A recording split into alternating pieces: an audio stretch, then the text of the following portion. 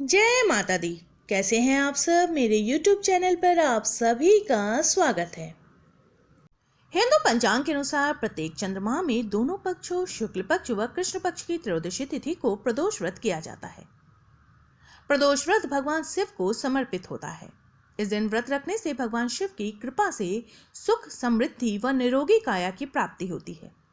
रविवार के दिन पड़ने वाले प्रदोष व्रत को रवि प्रदोष व्रत के नाम से जाना जाता है। इस दिन व्रत पूजा करने से सूर्यदेव की कृपा प्राप्त होती है और मान प्रतिष्ठा में वृद्धि होती है। प्रदोष व्रत के दिन सुबह जल्दी उठकर स्नान आदि से निवृत्त हो जाना चाहिए। उसके बाद स्वच्छ वस्त्र धारण करना चाहिए। घर के मंदिर में धूप प्रज्वलित करके व्रत का संकल्प लेना चाहिए। अब तांबे के पात्र में जल लेकर उसमें रोली व फूल डालकर भगवान सूर्यदेव को अर्घ्य देना चाहिए। पूरे दिन निराहार रहकर भगवान शिव का स्मरण करते हुए व्रत रखें। शाम को प्रदोष काल में पुनः शिव जी का पूजन करें। दूध, दही, शहद आदि से शिव जी का अभिषेक करें।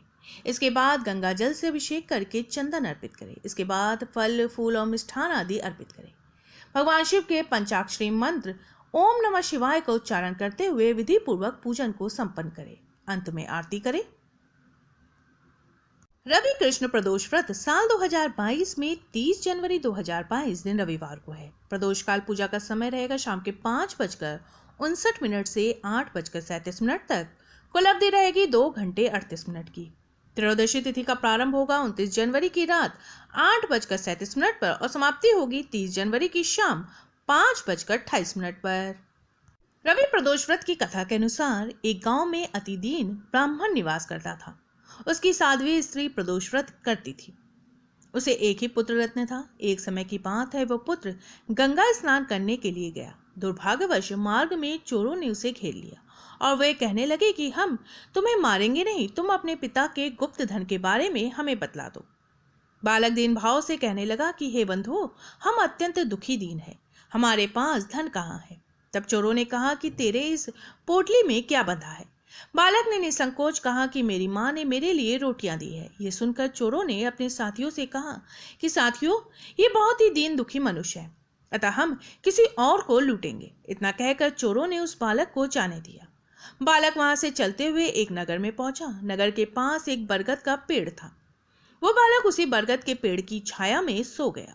उसी समय उस नगर के सिपाही चोरों को खोजते हुए उस बरगद के वृक्ष के पास पहुंचे। बालक को चोर समझकर बंदी बना राजा के पास ले गए। राजा ने उसे कारावास में बंद करने का आदेश दिया। ब्राह्मणी का लड़का जब घर नहीं लौटा तब उसे अपने पुत्र की बड़ी चिंता हुई।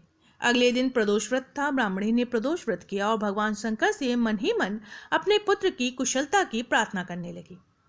भगवान शंकर ने उस ब्राह्मणी की प्रार्थना स्वीकार कर ली। उसी रात भगवान शंकर ने उस राजा को स्वप्न में आदेश दिया कि वह बालक चोर नहीं है, उसे प्रातः काल छोड़ दे, अन्यथा उसका सारा राज वैभव नष्ट हो जाएगा। प्रातः काल राजा ने शिव जी की आज्ञा अनुसार उस बालक को कारावास से मुक्त कर दिया। बालक ने अपनी सारी कहानी राजा को सुनाई।